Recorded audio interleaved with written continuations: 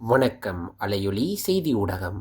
வல்டோர் தமிழ் பள்ளி ஆசிரியர் மகேஸ்வரி அவர்களால் உருவாக்கப்பட்ட கணித பாடத்தில் மெதுபயில் மாணவர்களுக்கான எளிய முறையில் கழித்தல் தொடர்பான புத்தாக்கம்.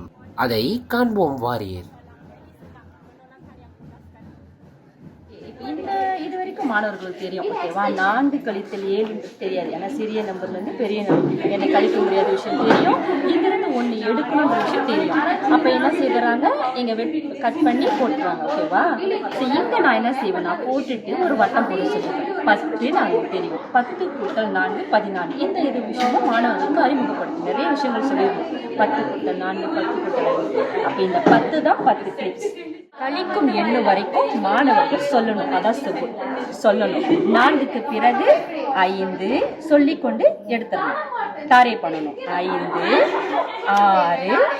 6 7 வரைக்கும் அவங்க எடுத்துட்டாங்க. இப்போ பேலன்ஸ் இருக்கிறது தான் விடை. 1 2 3 4 5 6 7. ஸோ அதுதான் இங்கே வந்து.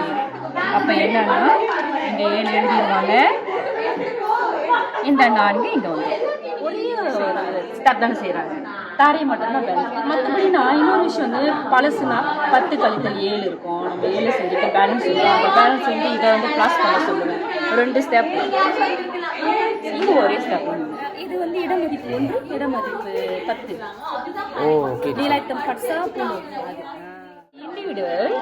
இது வந்து இண்டிவிடுவல் செய்யறதுக்கு மாணவர்களுக்கு இண்டிவிடுவல் எல்லாருக்கிட்டையும் இருக்கும். அந்த 5 மாணவர்கள்கிட்டையுமே இருக்கு. இது வந்து குரூப் ஆக்டிவிட்டி செய்யறது பெருசாக செய்வாங்க. ஸோ அதை தவிர்த்து மாணவர்கள் வந்து பயிற்சி செய்யணும், நோட்டு புத்தகத்தில் பயிற்சி, எக்ஸாம் டைமில் செய்யும்போது அவங்க இந்த இதை வந்து சாரா வந்து பயன்படுத்துவாங்க. இங்கே வந்து நம்ம தரை பண்ணுறோம் இல்லையா, அதற்கு பதிலாக இங்கே பங்கா பண்ணுவாங்க. அதான் செப்புட் பண்ணுவாங்க, பங்கா பண்ணுவாங்க, பேலன்ஸை கேரா பண்ணுவாங்க.